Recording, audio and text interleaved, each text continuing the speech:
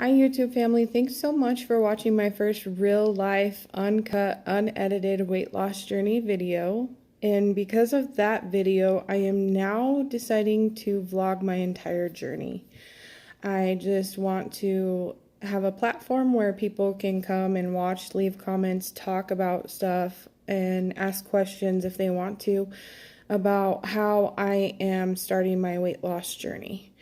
And that's exactly what today's video is going to be. I have started posting on some other social media platforms such as Facebook Live, Facebook Story, Instagram Live, Instagram Story, and a little bit on Snapchat. I'm not a fan of Snapchat for some reason, but I thought maybe if I took some videos and some pictures of my food that I happen to enjoy on Snapchat, it's just not as good of a social media outlet for me as I kind of hoped.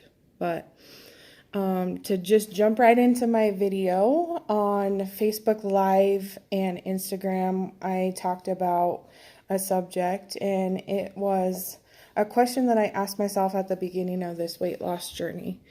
And that is, what is weighing me down? Not just my weight, but in all aspects of my weight, as I talked about in the first video, mind, body, and spirit. And the first one is a physical thing. It's my BiPAP. So about 2 years ago, I went and did a sleep study and found out that I have sleep apnea or quit breathing 109 times in just 1 hour. So with that came another study to see if a CPAP or a BiPAP would be better. Well, the CPAP bottoms out at, or tops out, I should say, at 25, and that's right where I'm at. So my BiPAP, which is positive air pressure when I breathe in, negative air pressure when I breathe out, so that I can take a full breath out and not have some of the symptoms of having a high pressure CPAP or BiPAP level, which is a lot of stomach issues and acid reflux. So we decided a BiPAP would be best because I have to have the higher air pressure. To give you an idea, most people are around anywhere from 12 to 18. And so I feel like a lot of my sleep apnea is from this, from being overweight and pushing on my airway and just not being able to sleep in an optimal position so that I don't have sleep apnea. So I hope that will go away as I go on this weight loss journey. The second is high blood pressure.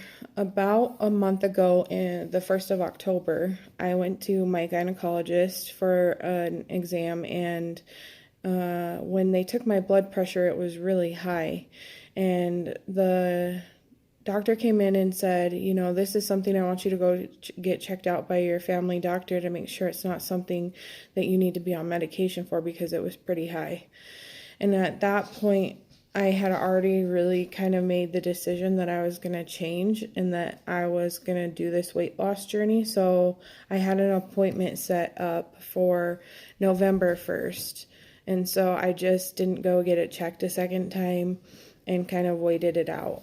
When I went for my November 1st appointment to talk about this weight loss journey with my doctor, I again had high blood pressure, and they took it several different ways, and by the end it was down, but I still had high blood pressure.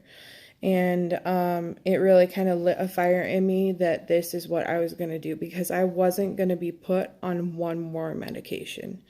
And it just kind of really hit home for me then that I was making the right choice in losing this weight. One other health aspect that I hope will go away as I lose weight is my inappropriate tachycardia.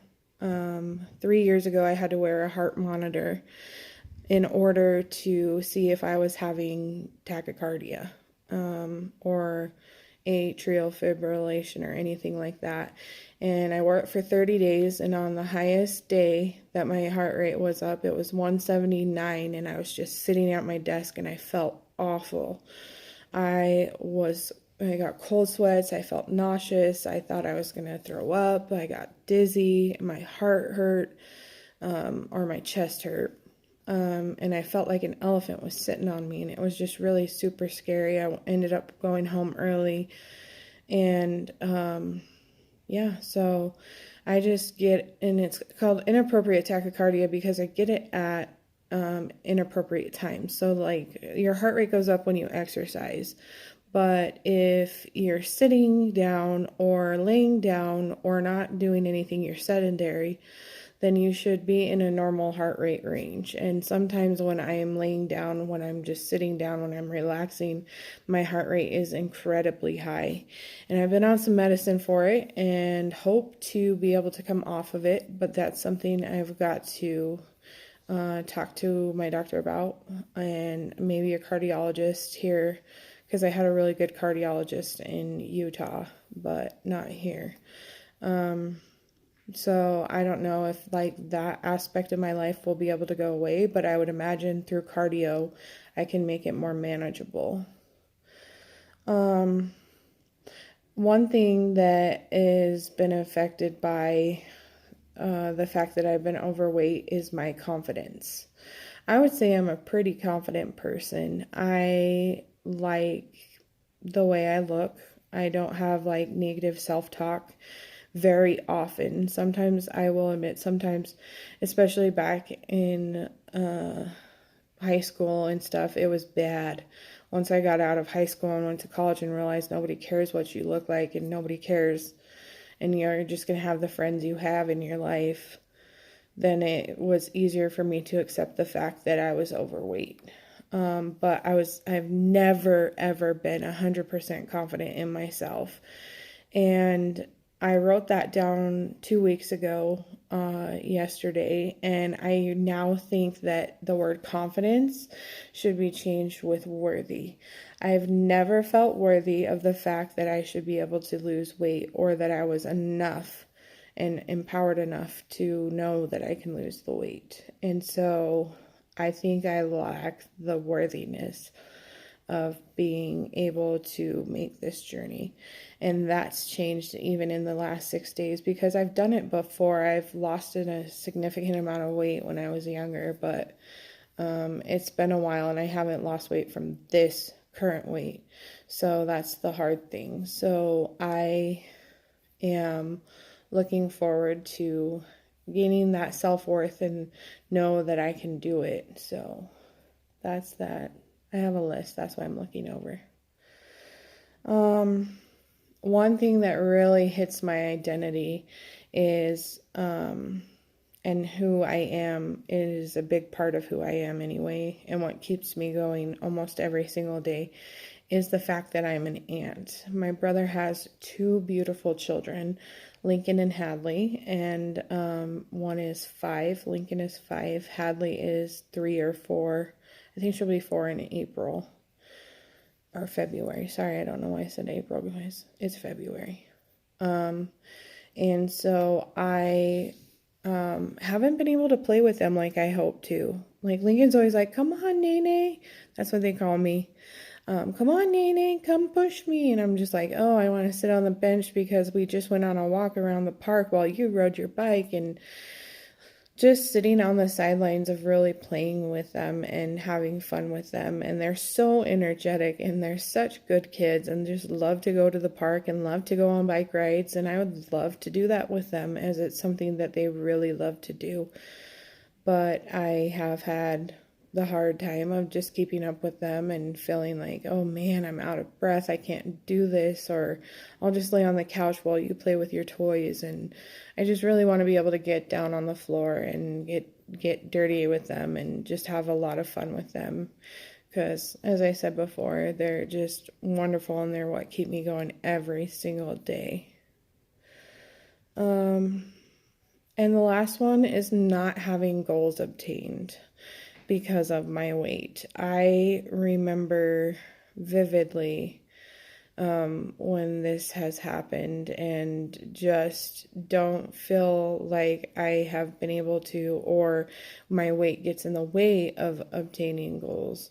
One is like when I went to school, it got in the way because when I sat in desks, it would cut into my stomach, and I was always moving around, and it just made it really hard to like sit there and go to school and not have to worry about anything. And I wasn't feeling my body healthy either.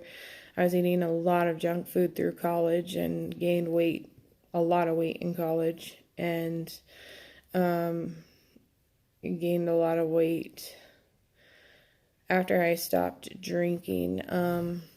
I was a binge drinker in college and was not very proud of it. But I did it every Wednesday through Sunday. I was drinking something and I was at some sort of party. And when I stopped drinking, I think I used that control over food to get me through some of the harder days of not drinking. So I'd go and binge on food instead of alcohol, and I really gained a lot of weight that way. So that's that.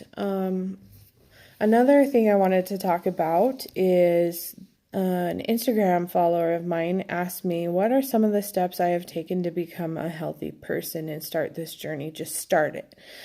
And the very first thing I did was I stopped drinking soda and energy drinks, because I had one soda or more a day, and one energy drink or more a day as well. And so I stopped that and started drinking a gallon of water a day. So that's the very first thing I did. I didn't even try to think about food. I didn't try to think about exercise. I literally just stopped doing soda. So after day 3 of no soda, I decided we'll work on food. So I just started really paying attention to what food goes in my body and comes out of my body, and what type of food I'm eating, and is it high in calories, and just really looking at the packaging of each ingredient that I was truthfully eating, and found that I was overeating. So then I decided I'll just stick within a calorie budget and budgeted food around that calorie budget. And then that grew into keeping track of my calories every single day, every single meal. Anything that goes in my mouth, I track, including my water consumption, even though I know that. It all goes into MyFitnessPal, and I have my Fitbit linked up to it, and currently my Fitbit is being janky and not working very well, so I might be getting a new one, and that might be a video here soon, the unveiling of a Charge 3. I won't get this one again. I'll just go up to the next one, probably get the Charge 3. And it's linked up to my face or my Fitbit, and then all my exercise, my steps, my water, my calorie consumption is all in one spot. So I really have no excuse of jumping around and, oh, I forgot to log that today, so I don't really know, so I can cheat. No excuses. You cut those out of your life. You really do. I turn excuses into willpower and find a way to make it happen if I think I can't. Because I can't is now not in my vocabulary. I've decided to cut that out of my head and out of my mind as to you can't, because I've got told so long you can't, when in all reality you can if you just put your mind to it. So that's that, drinking water, counting calories, and then measuring. I measure everything. This morning I made a smoothie, and I know now, after making it for a solid week, about how much milk I can put in there, because there's a measuring line on my magic bullet, and I know where. I still measure. I still take the cup out, I still put the milk in the cup, and I still put the cup in the blender.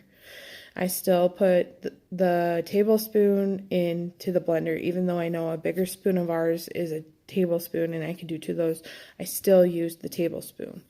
Yesterday I started I started using a weight scale for some foods like almonds, and you can have an ounce of almonds for snack, and just weighing the foods that are ounces, and I will continue to do that. Like, I'm going to go have a snack of some healthy, and they're like sweet potato and different type of potato chips, and they're baked and they're really yummy. I'm gonna go have I think I can have an ounce of those too.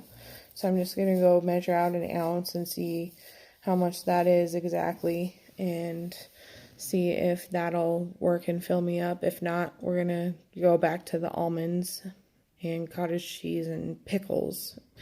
That's what my favorite snack right now is, cottage cheese and baby dill pickles. And I have a certain brand of pickles that I like. I'm not a huge pickle fan, but pickles are low calorie, high volume food. It's just like cucumbers if you were to eat cucumbers, but it's got a little bit more sodium in there, so is 1 gram of fat per pickle. So if I have 4 pickles, I'm only at 4 calories. Not bad at all. So I'm gonna go do that, and I was just thinking ahead and planning ahead.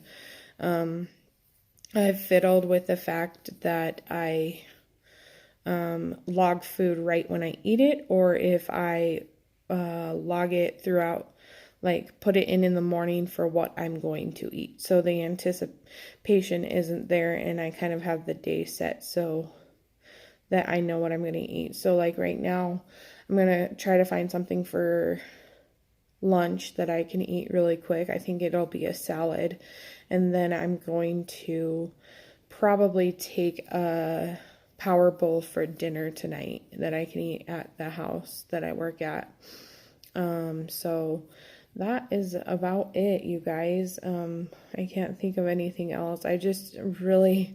I'm not even to the point where I weigh myself every single day, which I probably should, because it would tell me if I ate wrong the day before, but I'm not even to that point either, like I know I need to go get a scale, because the scale we have is in my parents' room, and we were joking around the other night. Me and my mama was like, I need a scale, and she's like, why?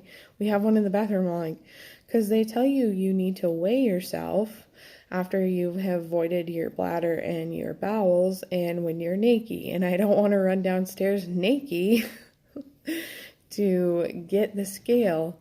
And she's like, good point.